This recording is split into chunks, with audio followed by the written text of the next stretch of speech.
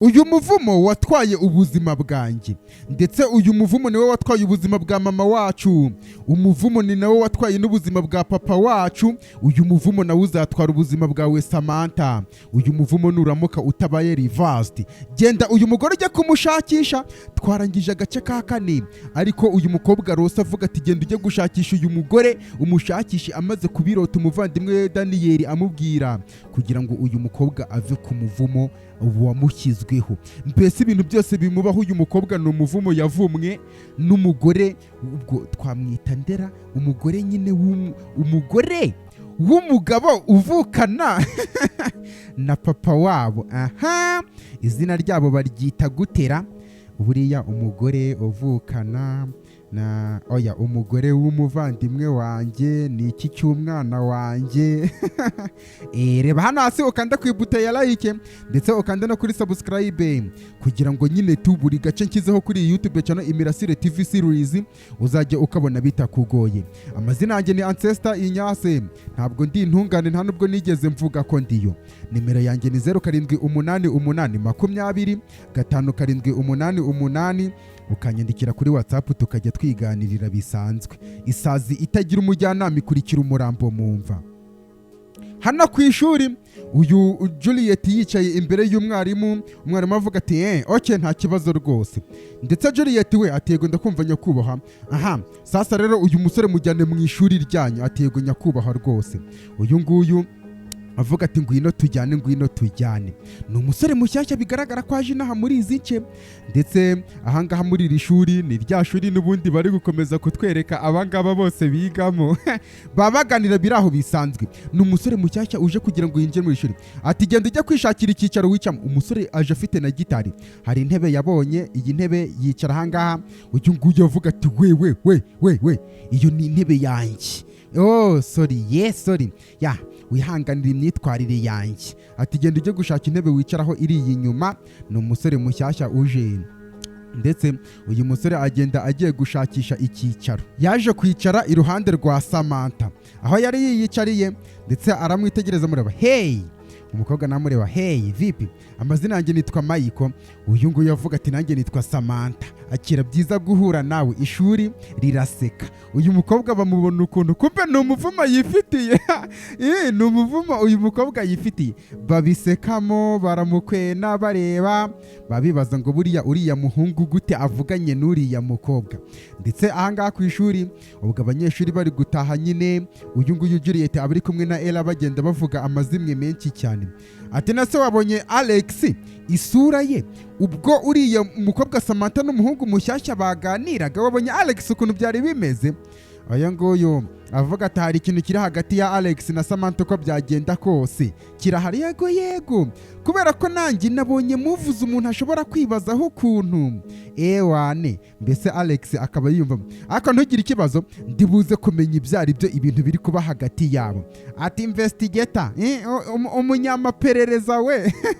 Mbese uyu mukobwa bigaragara niba ari ugufuhira Alex, kandi Alex yaravuze ngo uyu mukobwa n'ubundi nubwo amubuza kugendana n'abandi bakobwa cyangwa se kuvugana nabo, ariko ntabwo amukunda. Bene abo bakobwa barahari. Ati nabikunda ndamutse ngewe nzengurutse ndi kumwe nawe, mbese nkazengurukana isi nawe tukajyana. Nabikunda turamutse tuzengurukanye isi, ndetse kandi tukazengurukana isi cyane. Nakarimba babaje kuririmba utume mbivuga ibyo ngibyo. Nabikunda kukuzengurukana isi tukajyana. Umukobwa nawe asubiramo ako karirimbo nyine, bahise banibera n'inshuti. Baraha Juliet nuko nguko yaje abareba, barabonana arabareba. Ati bimeze bite se? Amwenyura ati ndimo kubona rwose ko urimo kumenyera wihuse cyane. Ati yego byose mbikesha Samantha. Ati mbese biragaragara ko ari umukobwa mwiza sibyo? Ati yego rwose ni umukobwa mwiza. Amureba, nari nje kuvuga hayi gusa, bye tuze kongera kubonana, twongere tubonane cyane. ni umusore avuga ati uyu mukobwa ni umukobwa mwiza, undi avuga ati nakabyifuje, nifuje ko yakabaye ari umukobwa mwiza ndetse komeza kuririmba, ndetse baririmbana akaririmbo nabikunda turamutse tuzereranye isi cyangwa se tugatemberana isi njye nawe turi kumwe. Ni akaririmbo k'uyu musore, ni umuvuno yazanye mushyashya, we aje afite akagitari agendana buri gihe. Twiga ku ishuri kera hari umusore wari ufite ingeso yo guhora agendana igikapu gihetse mu mugongo buri gihe. Yaje aha ni Mayiko niko yitwa. Uyu nguyu yasohotse hano atungurwa no kuhamubona, nyagasani biramutungura cyane. Azaba baretse gatoya, uyu nguyu kumbe yamukurikiranye ni wawe. Nese ni gute inzu y'iwacu wayimenye, wayiloketinze gute? Uyu ngo ati nyine ngewe natumye urukundo ari rwo runyobora rwose uyu musore afite n'utujuga. Nese turamutse dutemberanye hari icyo byagutwara? Uyavuga ati nta kibazo, reka ngende njye guhindura imyenda hanyuma ndaje. Urukundo ngo nirwo rwayoboye uyu musore iwabo.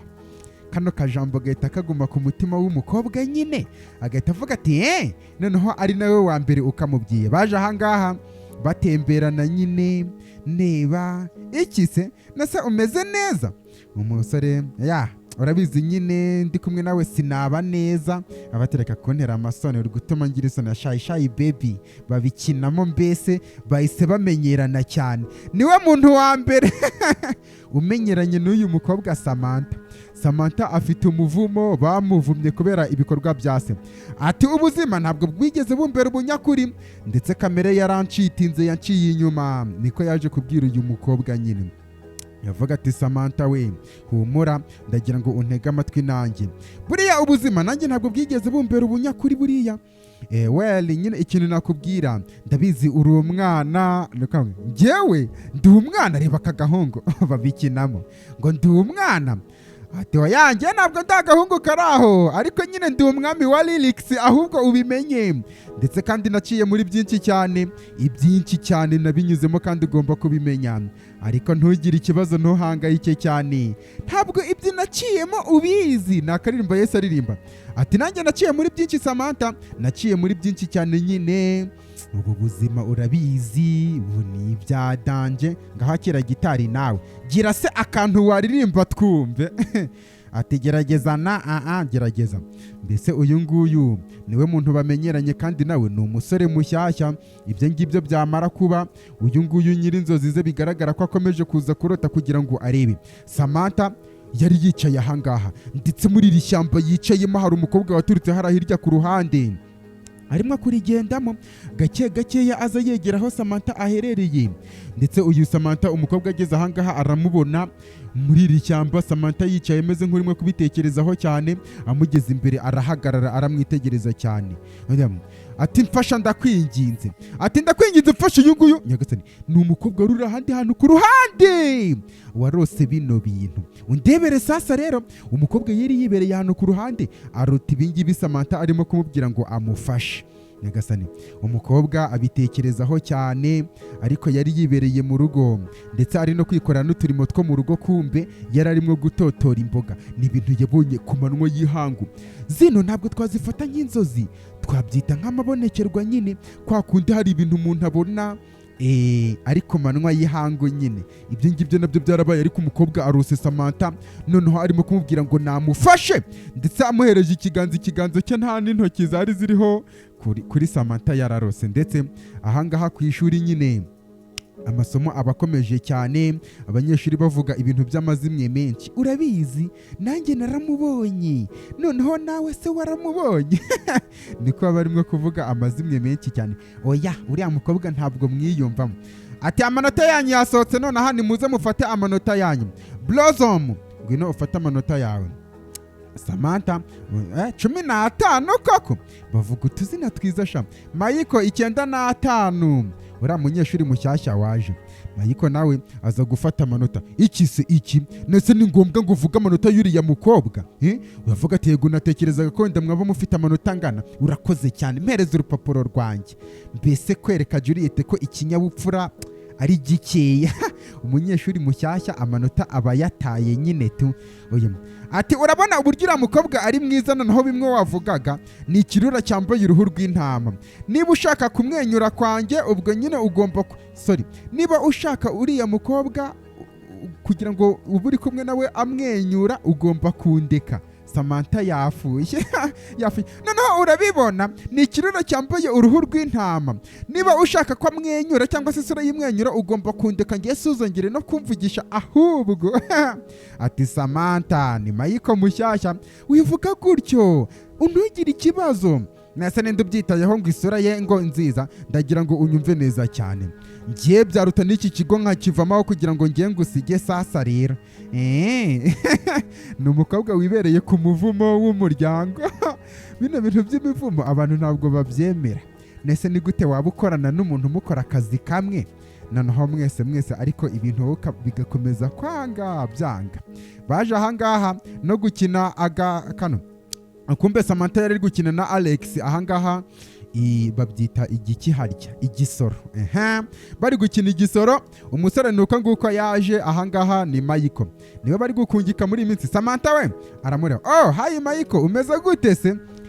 Salama musaza, umeze gute se?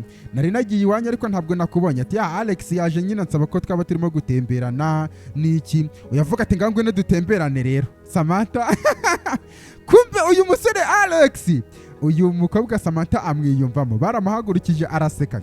Shahu we nuko nguko nyine kaberuka yivuganye. Marita baramujyana. Sike uyu musore nyine abona bamuteye gapapu. Ibaze nje nkakubwira ngo rero Cynthia ngwino tugende, noneho akandi gahungu kagahita kaza ngo Cynthia ngwino tugende, mugahita mugenda. Wanyira se ahubwo ntabwo wanyira. None Alex disi hagira umuntu umfasha muri rya cyamba, hagira umuntu umfasha. Uyu mukobwa noneho Samantha inzozi yakomeje kurota, yararahangaha aziritse, umuntu ari nyine wagira ngo bamuziritse. Hagira umuntu umfasha cyane. Nagira umuntu umfasha, akomeza gusakuza cyane ahangaha. Ati ntabwo ushaka gutsinda muri ubu buzima, nshaka ko ugenda. Cyangwa se n'amagambo yatangiye kumva. Niba ushaka kugira ibyo ugeraho muri ubu buzima, genda uriya mugore umushake. Umugore wamushyizeho umuvumo agenda mushakishe.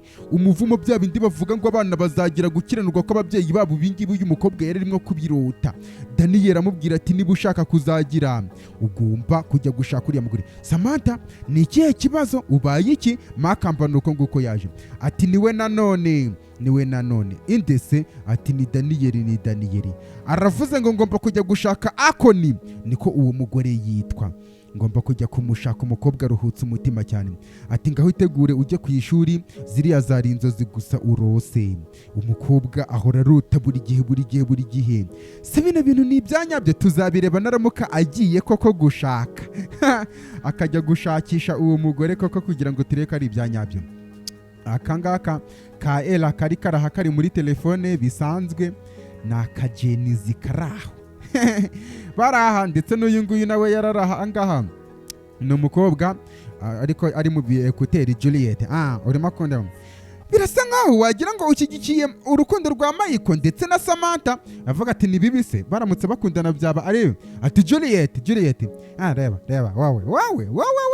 Ati iki se iki oke ntari urimo gupanga iki. Ndavuga ati byiburi ibyo ngibyo biri buze gutuma Alex afokasinga. Hari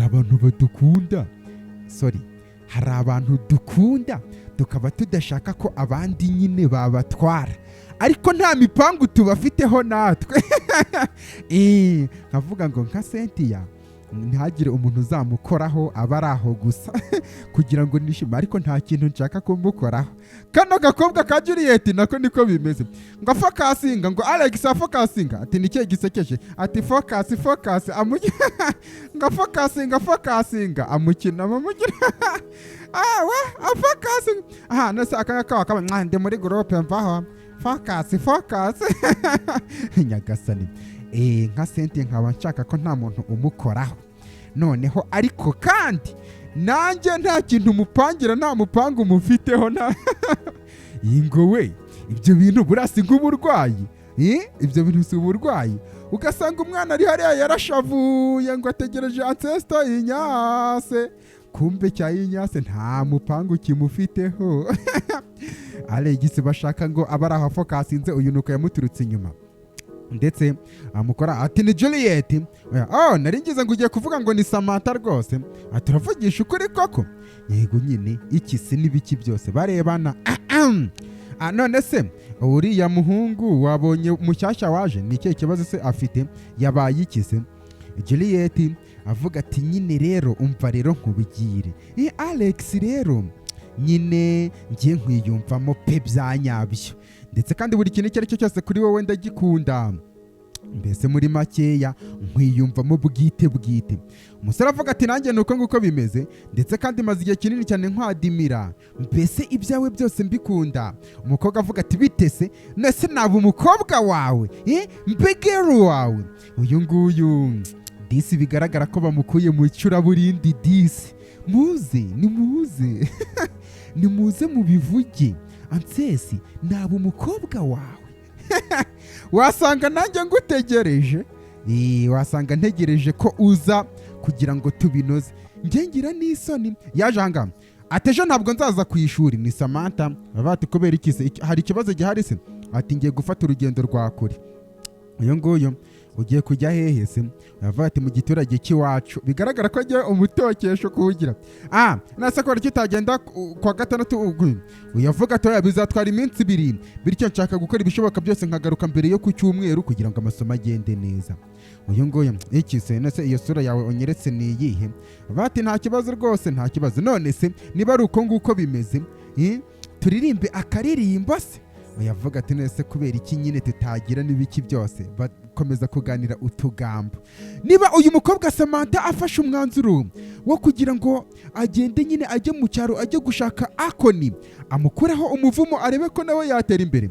Ati uri ubukungu ndimwo gushakisha, ndetse wari uhari nanjye ariko ntabwo nigeze mbimenya ko uhari. Urukundo nashakaga imyaka myinshi cyane nkomeza gushakisha, rwari ruri iruhande rwanjye ariko ntabwo nagombaga cyangwa se sinabashaga kurwiyumvira. Iyo mfunze amaso yanjye undi namwikiriza avuga ati nkubona urimo kuza rukundo rwanjye, ntabwo nari nzi uko gushenjagurika umutima byari bimeze, mbese aka kanya n'uburyo kwiyumvanamo bimeze neza. Ndetse kandi iyi miyaga y'urukundo ihushye ni ukuri ikunyoherezaho mukobwa wanjye. Nari naratekereje ko ari urukundo ruzahora witeka, ariko nanone birababaza cyane kukubona ugenda. Babikinamo, ariko hari utugambo tuba turyoshye nyine kutubwira umuntu. Reka turirimbe n'akandi karimbo ka Marvins. Ibaze ko hari amagambo ubona kuri televiziyo gusa abandi bayabwira abandi, noneho wowe ukaba utarayavuga, ndetse hakaba hatari hagira n'umuntu uyakubwira nawe. Hano niho uvuga uti ubuzima nyine ntabwo ari ubwa bose, cyangwa ntabwo twese twabicamo nyine, banza hari ababigenewe. Hari umuntu wigeze kumbwira ngo ariko Ansesi ubona ibintu by'inkundo bitagenewe bamwe? Ndamubaza nti kubera iki se? None se ni gute nagerageza ibyo abandi bakora ariko ngiye bikarangira ari umubabaro gusa? Birangiranye n'umubabaro mwinshi gusa, buri gihe mpora mbabara. Ibyo bintu ni ibiki? Bakomeza kuririmba ahangaha baririmba n'uturiti. Rero hari ahantu nzi akantu k'agapaka wakwicaramo, wowe ngwino gusa unyandikire umbwire ngo Ansesi tuzajye natwe tumere nk'abandi bana. Nese ibintu byo guhora turi mu rugo gusa no ku kazi, ibyo bintu ubona ari byo Senti? Senti yamba mvuga ni ukuri ntabwo ari wowe n'uwundi. Hano ku ruhande hari uri ahangaha afite n'umupanga yibereye mu tuntu tw'utuzi twe. Uyu mukobwa ari gukomeza kubona ibintu by'inzozi akarota Samantha. Reba atangiye kubona Samantha arimo kwiruka mu ishyamba cyane, atangiye kubona Samantha ahangaha akagwa, ni ibintu birimo kugenda bimufata, ndetse Samantha arimo kumubwira ngo umfasha. Abona Samantha arimo kugenda yiruka nka mu mashyamba, arimo kumubonekerwa. Bigaragara ko byanga byakunda hari isano bifitanye. Uyu nguyu amaze gutuzaho gatoya no kuzungera isi maze kumwikaragiraho ikamufungiraho n'amaferi, aratuza gake ya nyagasani. Umutwe urongera uramurya nanone, akomeza kubona Samantha arimo kugenda yiruka mu ishyamba. inzozi zo kwiruka mu ishyamba ni nko kuvuga ngo buri mu nzitane. Kumbe uyu nguyu aho yari yicaye yari akomeje kurota, akomeza kurota ibintu byinshi cyane, nuko nguko yashigukiye hejuru aruhutse umutima cyane.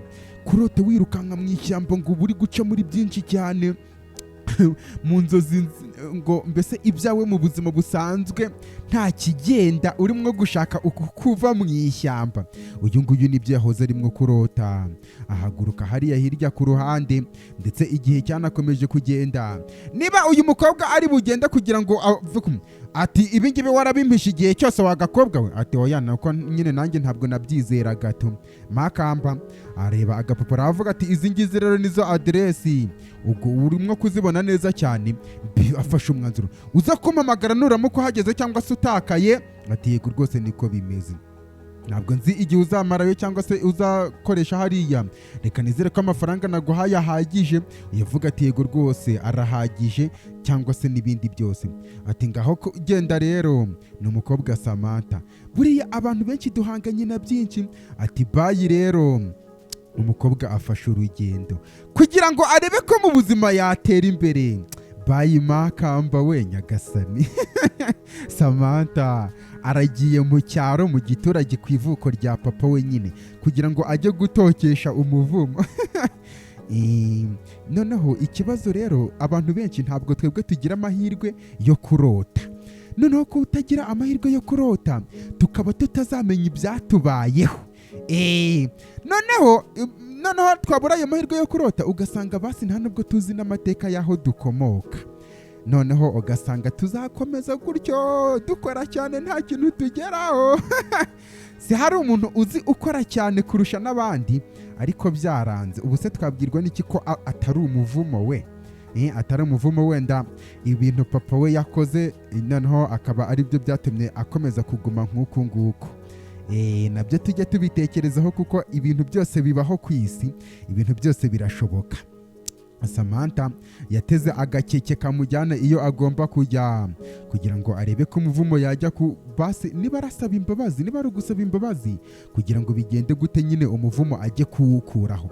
Yagiye arimo kubitekerezaho cyane, ava ahangaha aho yari atuye kugira ngo ajye mu giturage nyine. Ndetse wa wundi urimo gukomeza kumurota muri iyi minsi yari yibereye inaha muri izi karitsiye.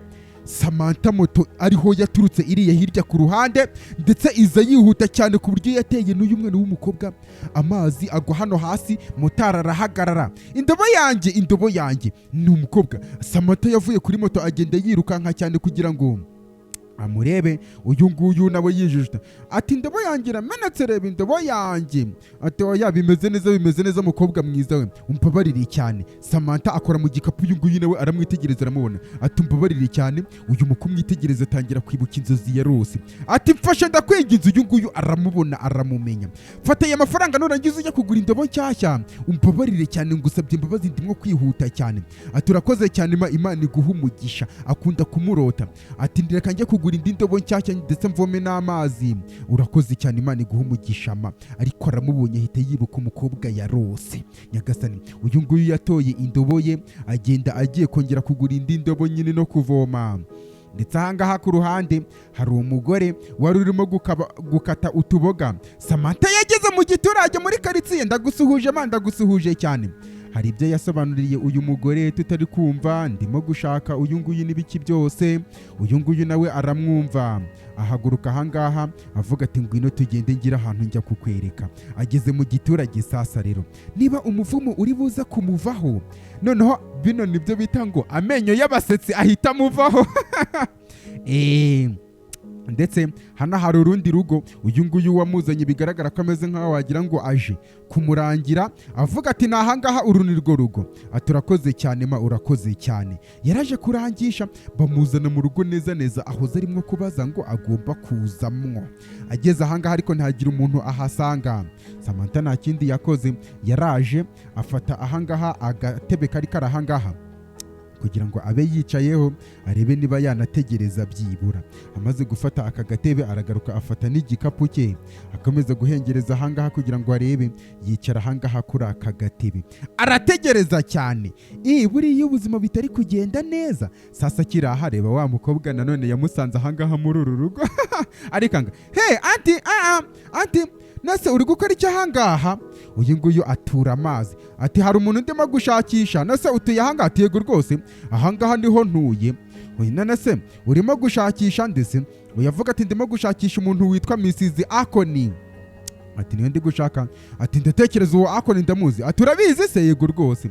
Yego ndamuzi rwose kuko iryo zina nigeze ndyumvaho. Ati ese nihe nshobora kumusanga? Ati Miss Akoni Efyongi. Ati yego rwose. Yewe yapfuye kera. Nyagasani. Umukobwa Samantha riravuga ati oya. Kubera iki rimwe kurira se? Kubera iki? Ati nase ni mama wawe. Umukobwa ararira cyane. Umuntu wagombaga kumukuraho umuvumo we. Bajya bavuga ngo Imana niyikuraho ngo imivumo da sinzi. Ariko uyu nguyu amanota make ya mu ishuri, ubukene, kugira gute, kwangwa n'abantu, byose uyu nguyu aramuhumuriza cyane ku ishuri. Ati nase uri buze kubikora cyangwa ntabwo uri buze kubikora? Abwira Alex uyu mukobwa uri buze kubikora cyangwa ntabwo uri buze kubikora? Nyagasani. Uyu nguyu avuga ati umva nese kubera icyo ushaka ko Jeannette yirukanwa hanga muri iki kigo? Undavuga ati ni ikibazo gito nkubajije, uri buze kubikora cyangwa ntabwo uri buze kubikora? Undavuga ati oya ntabyo nkora ndabyanze. Nyagasani. Ati okay mbese muri make urampakana? Undavuga turanyumvise neza cyane. Arimo kumusaba ubufasha ngo birukane Janet nyine. Ati urabizi inshuro zimwe na zimwe ntabwo njya ngusobanukirwa, bwa mbere Samantha none aka kanya ni Janet. None se Alex uzi ibintu ushaka ubundi mu buzima bwawe? Amuca amazi ni umusore. Wacyo bimeze neza, birasa nkaho wagira ngo iyi relationship cyangwa se ubushuti turi kumwe ntabwo bugushishikaje. Juliet tugira umunsi mwiza ndakwiyamye cyane. Umukobwa ni bakobwa bashaka kugukoresha. Oke atari atakibazo rwose. Ati hanyuma se agiye he? Akaniko kaje. Naho iki kibazo kuri inshuro cyari ikihe? Uyavuga ati ngo arashaka blackmailinga Janet. Agahita kagenda ngo ugira gute? Juliet karaga kobwa mana uyu mwana. Aya hanyuma se igisubizo cyawe cyari ikihe? Ati yego ni oya gusa rwose nyine. Yavate no. Juliet ashishikariye cyane ngo uriya mukobwa Janet bazamwirukane muri iki kigo cy'amashuri. Ndetse kandi nanone ndatekereza dukeneye kumuvugisha. Ukeneye kumuvugisha? Ati oya niwe ukeneye kumuvugisha. Ati oya niwe ukeneye kumuvugisha. Babisiganira. Nase ntabwo ari inshuti yawe? Aka kanya ni inshuti yanjye rero sasa. Nase wa ntabwo ari inshuti yawe? Nase wagenda ukamuvugisha. Ariko urabizi ko ngiye watantega amatwi ntabwo yanyumva. Ndavuga ati dukeneye kumuvugisha rwose Alex, dukeneye kumuvugisha. Kano gakobwa no. Ciao aragenda. Umukobwa ageze imbere. Oya ntabwo ndi buza kubikora njyenyine, ngo natugende tujya gufatanya tumuvugisha. Ati nasingenda ngo natugende. Bajya kuvugisha uriya mukobwa yamara amaje cyane. Hari abantu buriya ubu ubona ari bakuru bafite ibintu nk'ibi byo kurwana, kumbe babikuye mu buto. Uyu nguyu yaje kurira sasa rero. Umukobwa baramuvumye, umuryango wose barawuvumye kubera papa we yishe umuvandimwe we bapfuye ubutaka. None umuvumo waramukurikiranye nta kijya mbere muri ubu buzima. Yageze naho aje kugira ngo arebe umuntu umukuraho umuvumo asanga yarapfuye. Uyu nguyu nuko nguko yaje nkawe wa gakobwa we koko. Nyagasani ariko yakundaga kumurota mu nzozi. Uyu nguyu aramwitegereza aramureba. Kubera ki ukiri kumutekerezaho se uriya mugore? Kubera iki urimo kumutekerezaho? Uyu nguyu ntiyagira icyo yamusubiza. Ati mbese ntabwo ushaka kuvuga? Nose ni ikihe kibazo gihari? Kuki udashaka kuvuga nonaha? Aruhutse umutima cyane. Nese yari mama wawe se? Uyu nguyu aranuma.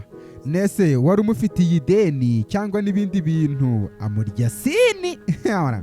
Ntabwo ushaka kuvuga bwite gutyo gusa. Mbese muri make urashaka gukomeza ucecetse nta kintu ushaka kuvuga rwose. Uyu aba arimo gutekereza. Okay nta kibazo, niba udashaka kuvuga rero nta kibazo rwose, reka nigendere. Aba arimo gutekereza uburyo umuvumo we uzamugumaho byiteka. Nyagasani.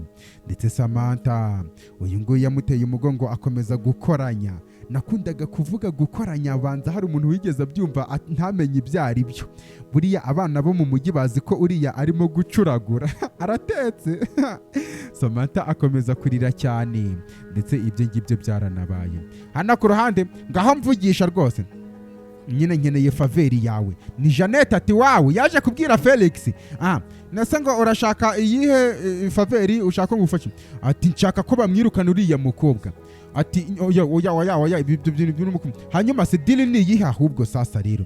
Ati njye nshaka ko hari ikintu ukora hanyuma tukagishinja undi muntu. Uyu musore ahita byumva akuramo ekuteri. Mbese dufatike, ndatekereza ntabwo nkumvise neza. Uyu avuga ati nshaka ko hari ikintu ufata hanyuma tukagishinja undi muntu rwose. Nyagasani, uyu avuga ati ibyo babyita blackmailing Juliet, ni ugukangisha ibikangisho nyine.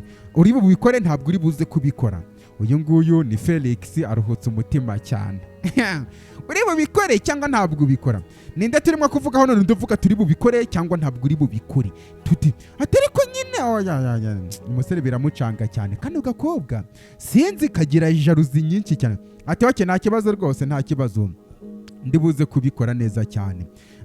Uyu nguyu aramwenyura cyane avuga ati byiza, atakibazo, ndibuze kukoherereza ifoto y'uwo muntu kuri WhatsApp tuze kongera kubonana. Y'uwo muntu ashaka ku blackmailing. Umusore yemeye kubikora. Samantha abonye nta kundi byagenda ati urabeho Blessing, ngusezeyeho. Uyavuga ati wanze kumvugisha kuva mu ijoro ryatambutse. Ikibazo buriya gisangiwe cyangwa se usangije abandi kiba gikemutse kimwe cya kabiri cyacyo. Uyu nguyu avuga ati yewe ni ibanga rikomeye cyane Blessing we, ni ibanga. Undi avuga ati nshobora kugufasha Samantha John David we, nagufasha aramuzi gute, uzi izina ryanjye ryose se neza. Amureba ati icyo nicyo kintu cyonyine wambwiye mu ijoro ryatambutse ndakeka. Niko nkeka. Nese ugiye kumbwira icyakuzanye inaha muri iki giturage cyangwa? Uyavuga ati nkuko nabivuze ni ibanga rikomeye cyane sinakubwira. Blessing avuga ati okay, ndamutse ndi wowe ntabwo umuvumo w'igisekuru cyangwa se wa generation yacu nabyita ngo namabanga ari confidential, ndetse nshobora kugufasha Samantha, nshobora kugufasha yikiraho aragenda. Uyu yumva ko babizi neza cyane agenda mwirutse. Baretse gatoya naburetse ndibuze kuvuga, reka nkubwire ibintu byose reka nkubwire. Ati wakererewe Samantha we, kuko ibintu byose already ngenda bizi, nge nari mpari ubwo byose byabaga. Nyagasani, kumbe uyu mwana w'umukobwa mutoya wari urimo kunyagirwa na mama we ni ka Blessing kari gahari kakiri gatoya. Kumbe byose byari birimo kuba yarahari ibyabaye. Bigaragara ko bafitanye isano, buriya si twabita ngo ni nk'ababyara kubera bahuje base. Blessing Efyong David, yego rwose uriya mugore ni mama wanjye. Mama we mbese niwe wavumye Samantha n'umuryango we, barayambirana baramenyana. Bigaragara ko niba Blessing nawe ashobora kumukura kuri uyu muvumo. Sinzi, baje ahangaha kurira ku bituro by'ababyeyi. Sasa rero ati mawe, ndabizi byose waciyemo kiriya gihe cyose wari uri hano ku isi. Nyagasani, ni Blessing ati nzi ko na papa wa Samantha nyine ibikorwa bye byakwatse ubuzima bwawe bwose, ndetse binatwara n'ubuzima bw'umuvandimwe wanjye, ndetse kandi bikarimbura n'ubuzima bwanjye nanjye. Ariko mawe azi gutakamba. Aka kanya nsabye imbabazi ku muryango cyangwa se basabiye imbabazi abangaba ba Samantha.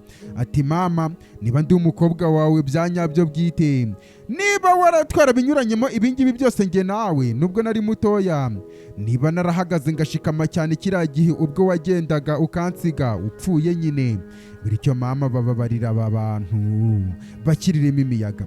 Uyu mwana Samantha ni umukobwa mwiza, ndetse kandi umutima wanjye rwose yawuguze pe, ndetse ndabizi umuntu uguze icyanjye nawe abaguze icyawe mawe. Aka kanya ndagutakambiye cyane, ndakwinginze kubw'inema yanjye cyangwa se kubwanjye babarira uyu muryango wa ba Samantha bakiriremo imiyaga. Akomeza gutakambira mama we ati n'ubundi papa wabo yahuye n'ingaruka z'ibikorwa yakoze, ndetse n'umuvandimwe nawe wa Samantha musaza we, ndariko ngewe na Samantha duhagaze dushikamye cyane, twagumye kubaho, bityo turagusezeranije ko tuzagutera ishema cyane. Shyiramo imiyaga cyane, ndakwinginze mbabarira mawe. Ati ndakwinginze mbabarira mawe. Samantha nawe asaba imbabazi, arebe basi ko uyu muvumo wamuvaho, agire nawe akantu yikorera muri ubu buzima.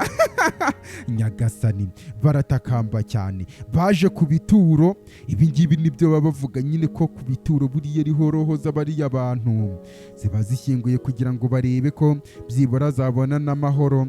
Abangaba bakomeje gutaka cyane banagenda banayambirana niba mama w'uyu mwana Blessing ari buze kumwumva aho aganje iyo. Ubu se umuntu wavumye buriya roho ye iri kuruhuka mu mahorora sinzi. Nanjye ntabwo mba mbyumva neza, mba mbona natanazi.